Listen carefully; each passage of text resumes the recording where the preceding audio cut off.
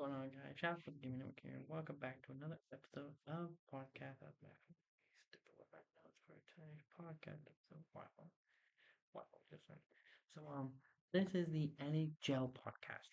So, this is gonna be my podcast where I talk about NHL related stuff that I've seen on the news or stuff I've seen on NHL.com. Shout out to the National Hockey League. It's a great league. I found myself watching a game a couple nights ago between Anaheim and Ottawa. The game was in Anaheim, and the game went to a shootout. Ducks win 4-3. But there was a hit in the game that I want to talk about. I don't remember any of the players' names, but a guy from Anaheim. You can find the clip on YouTube. Um, the hit looked like it had a bit of an elbow used in the hit, but other than that, looked like a clean shoulder to shoulder hit. Now, when I first saw the hit on the broadcast of the Ducks. By the way, shout out Ducks broadcast. You got that is an amazing, another fun broadcast to watch. Um, there was a hit. The hit had a bit of an elbow, but on that looked like a clean shoulder to shoulder hit. But that's not what this podcast episode is going to be about. This one's going to be about three things. So let's get straight to the first one, which this one is probably the biggest. So it's the last one on my notes here, but it's the first one I'm going to talk about, and that is Ovechkin skates 2 weeks after fracturing leg. So this was a game between Washington and want to say I want to say I think it was between the Rangers and Capitals, I believe. You can fact check me if I'm wrong. Probably no, excuse me. It was Washington, Carolina, the Capitals and the Hurricanes, and it was in Raleigh. Ovechkin got crushed in the open ice, and he fractured his leg 2 weeks ago. And the big thing was people didn't know like how long was Ovechkin gonna be out? Was it a season-ending injury? Because we all know he's chasing Gretzky. He is currently chasing Wayne Gretzky's all-time goal record. He is, he is less than 40 goals away from it. Put my notes aside right now. Uh, so like when this hit happened, everyone in the hockey world was shocked. Was shocked by the news that he was gonna be out 3 weeks, not 3 to 6 days, 3 to 6 weeks with a fractured leg. When I first heard that news, I was shocked. But then I watched the hit, and I say there should have been at least two for cross check, two for like maybe two for cross checking, or four for head, double minor 4 minutes for head contact. Because there was a tad bit of head contact that happens with every hockey hit, so I'm okay that there was no head contact penalty called. There was no penalty call. My problem with that is, I say there should have at least been a little bit of one, like even if it like there was like some there was something there. I just couldn't tell what it was. I know there was a 2 minute minor somewhere in the hit. I just couldn't tell where it was.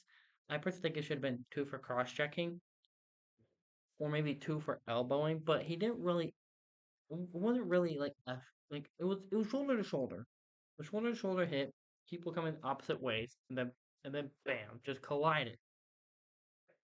Big thing is, it looked like more of a trip. So I personally think there should have been two for tripping. So like that's just my personal thoughts on that.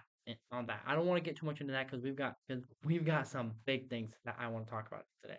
One of them is first one I'll start with is Jim Montgomery fired by Boston Bruins. This happened a week ago. After an 8-9-1 start from the Bruins, the Bruins announced that they relieved Jim Montgomery of his duties as head coach of the Bruins.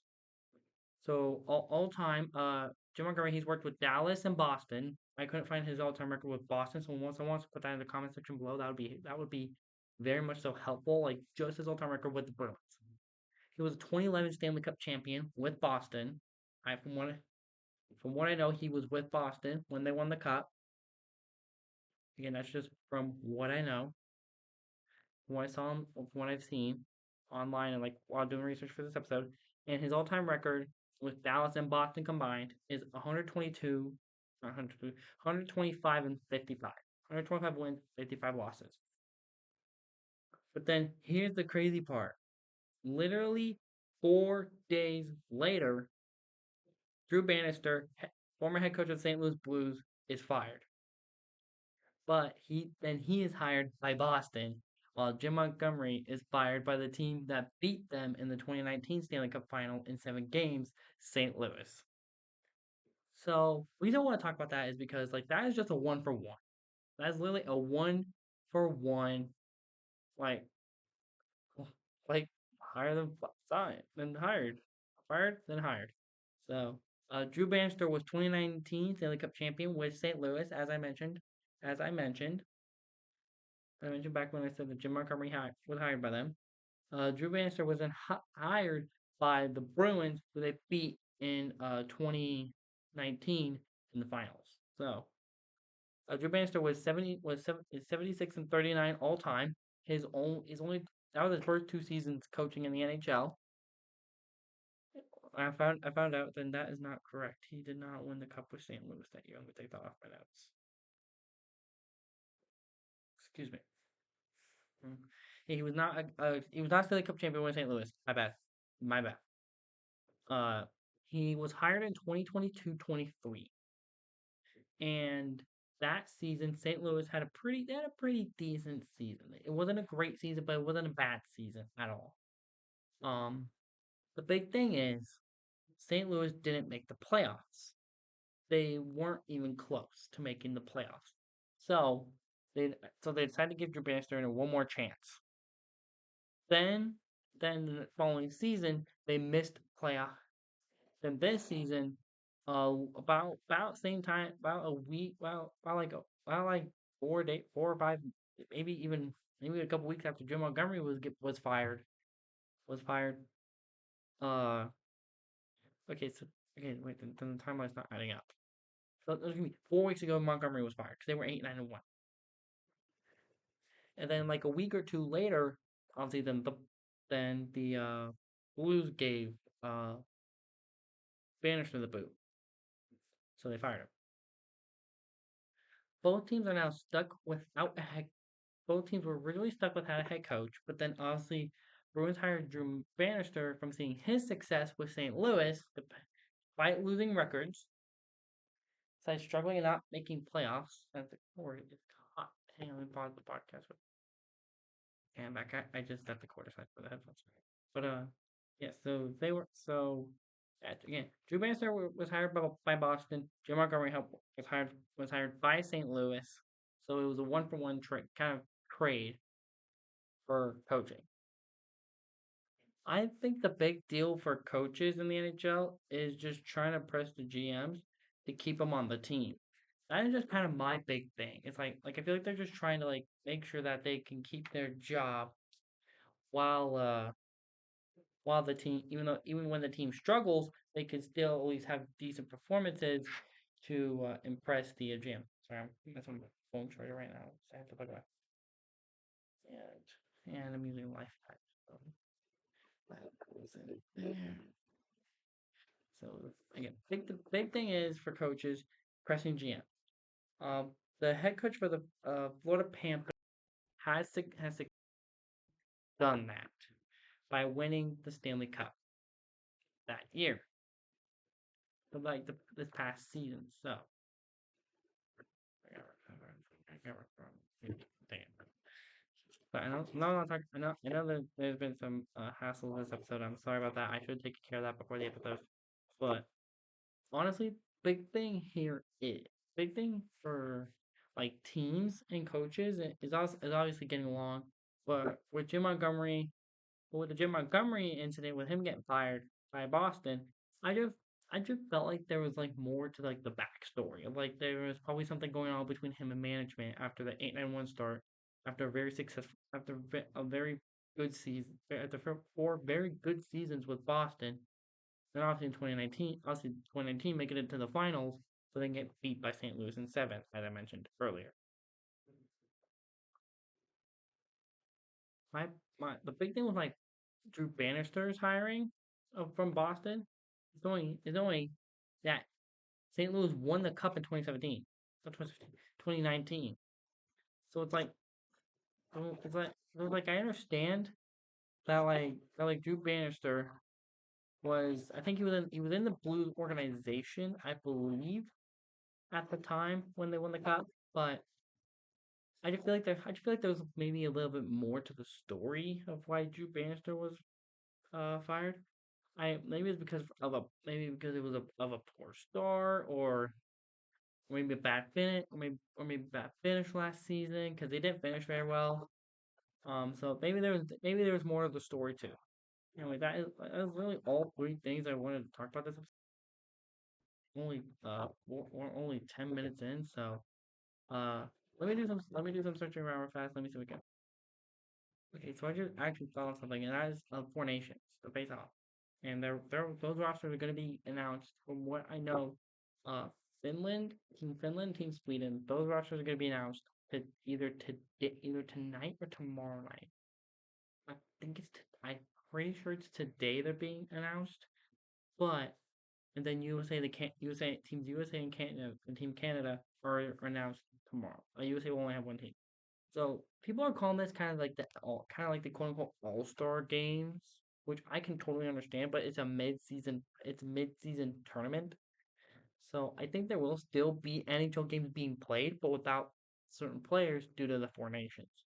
But but from what I know, there isn't going to be any like NHL games during the Four Nations face off, which is going to be USA, Canada, Finland, Sweden, four big producers of NHL players.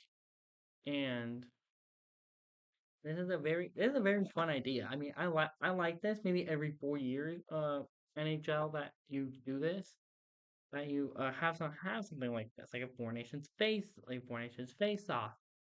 But mix it up, because you have guys in the league who are from the Czech Republic, from Germany, from Austria, even some, heck, even a couple from France.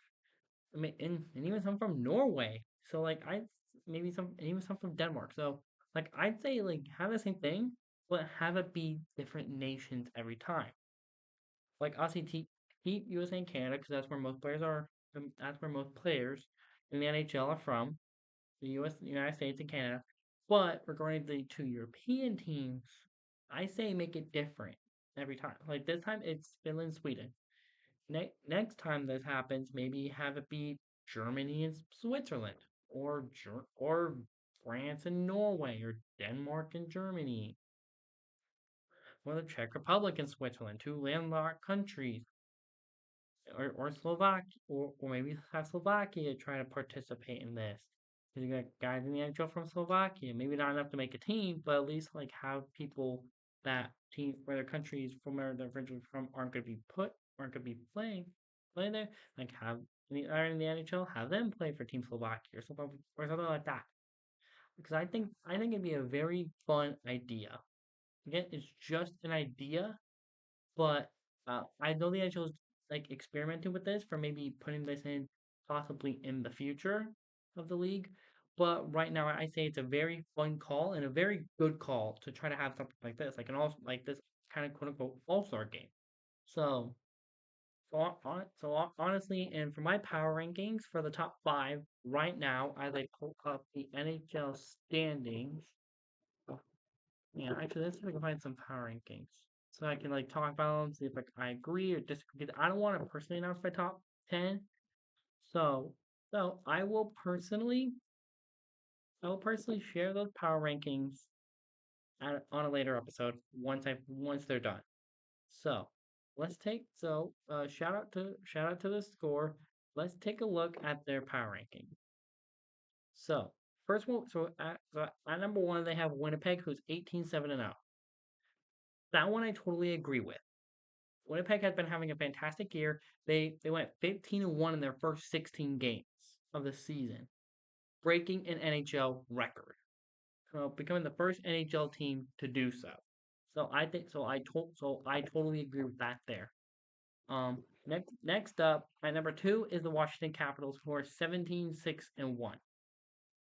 Without Ovi, I somewhat agree here. Like, yes, they're playing great hockey, but we can't go by records alone. We have to go by goals against, goals for, and Washington has been giving up a lot of goals recently. So I would personally, I'm not revealing my power rankings yet. I will do that on my community page or in a episode or a podcast episode. But right now, I just don't quite agree with that right now of Washington at 2. But I can totally see why. 3 is a shocker to me. 3 is the Minnesota Wild at 16, 4, and 4. By the way, the one for Washington was an overtime loss and overtime slash shootout loss. And the third number in the record is either overtime or shootout losses. Overtime and shootout wins just go in the win column. Let me make that clear. So for Minnesota at 3, right now, based off the score. Again, I'm only doing the top 10 right. I'm probably only going to do the top 10 today. So I don't know how to feel about Minnesota being at 3. I think they should be a little lower. Lower at like 7 or 8. Again, I have my own personal power rankings set based on like once we get past 4 nations, I will release my power rankings on what I think based off not just based off record, but based off goals for, goals against, home record at home, record on the road, win streak, loss streak. I'm gonna be putting all that into play when making my power rankings. So be aware for that on my community page. But when but this one is based off records. So but on record, yes, Minnesota deserves to be at 3. They have the third best record right now in the league. But in terms of goals for, they are fine in that department. In terms of the streak, from what I know they are on a win streak, but it's not that big. It's like only a 2 or 3 game win streak after being beat by I believe San Jose, the Sharks. So anyway, moving on to number 4. 4 is one that I agree with. Carolina Hurricanes. They deserve to be that low. That low at 5. No, excuse me, at 4. They're at 4, right? Yeah, 4. So, reason I agree with that is because they haven't from the games that I've watched of them, they haven't been playing that great. They're having trouble kind of like getting like something going on whenever they're on the power play. When they're on the penalty kill, they're clicking. They're clicking, they're dumping the puck, they're getting it cleared. Cleared unless they're behind in the game, then they know how to push forward and go for a goal. If they're behind and they're on the penalty kill, if they're ahead and they're on the penalty kill, they know how to just get the puck out of the offensive zone. It's on the power play where I feel like they struggle right now. On the power play right now, I don't think they're clicking. From what I know, they're making a lot of very dumb passes, a lot of very stupid passes that shouldn't be made.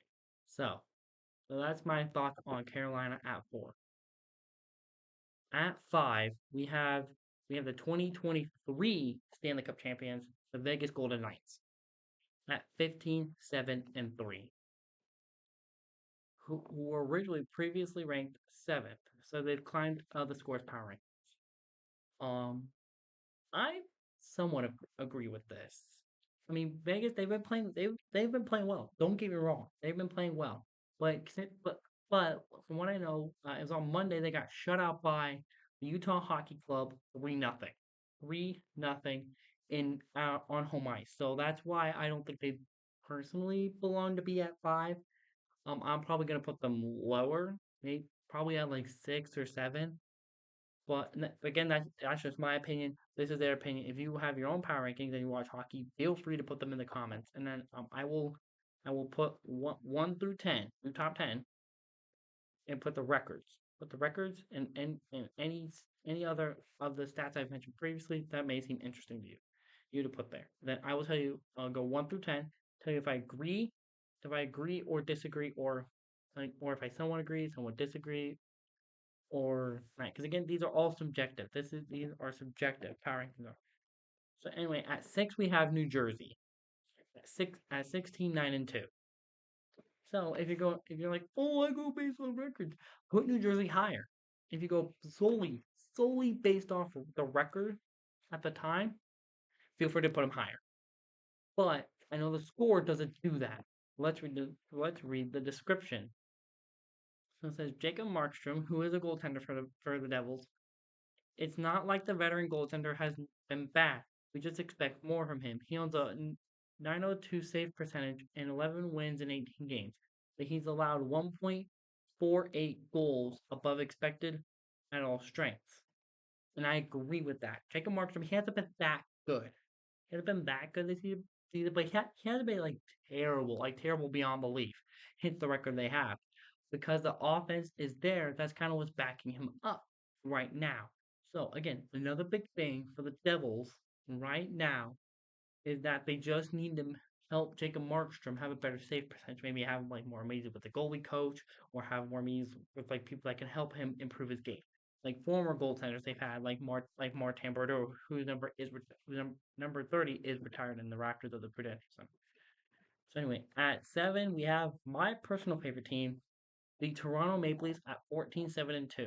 Here is why. I will read the description of this one because this, from what I know, I totally agree.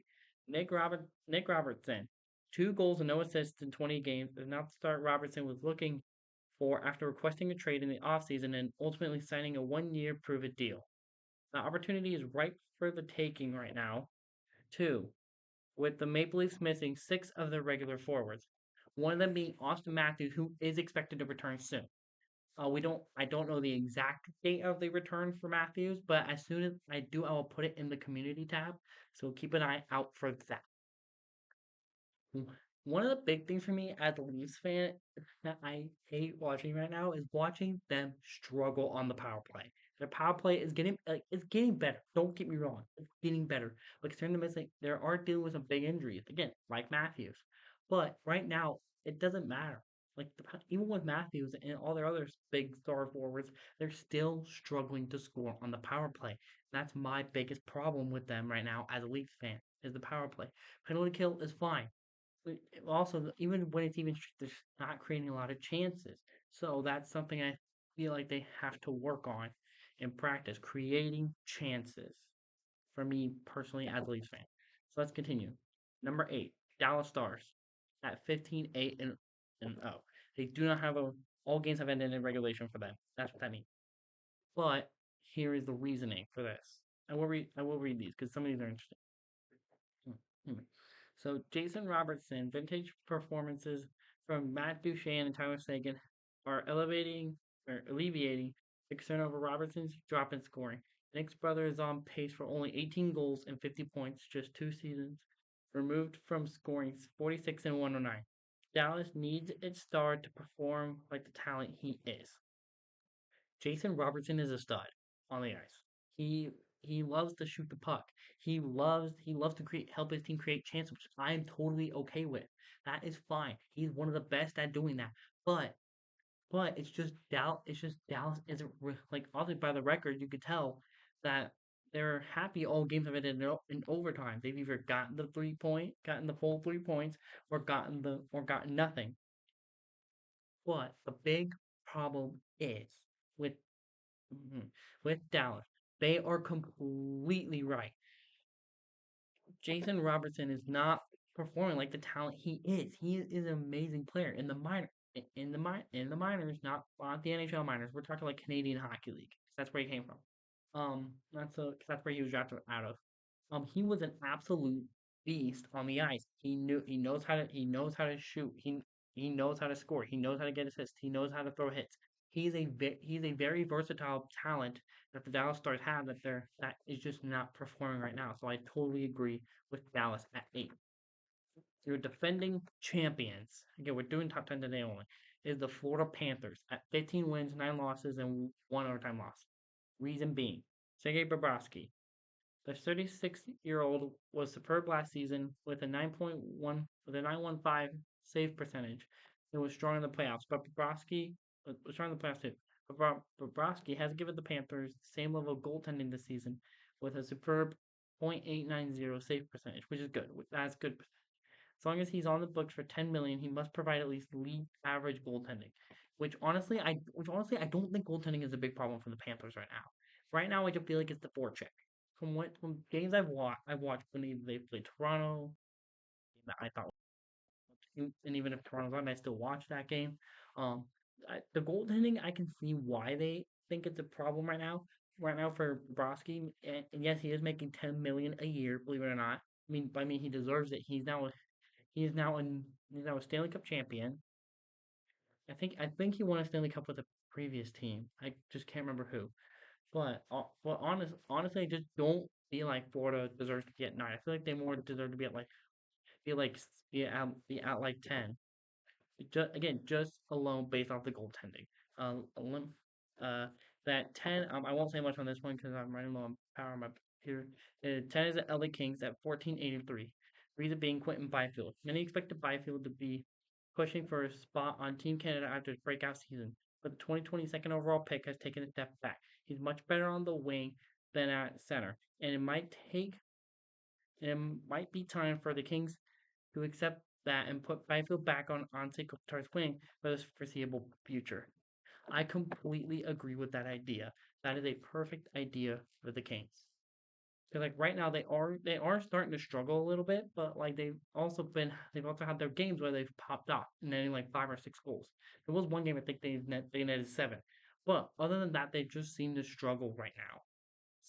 Honestly, my thoughts on the Kings right now is that they are somewhat of a contender in the Pacific, but right now they just need to get some of that like the line shaping kind of figured out. So that's all I wanted to talk about on this episode of the NHL related podcast. So like, subscribe, turn on bell notifications, and comment if you would like. And remember, don't be a rebel God's kingdom, be a rebel with this one. Bye guys.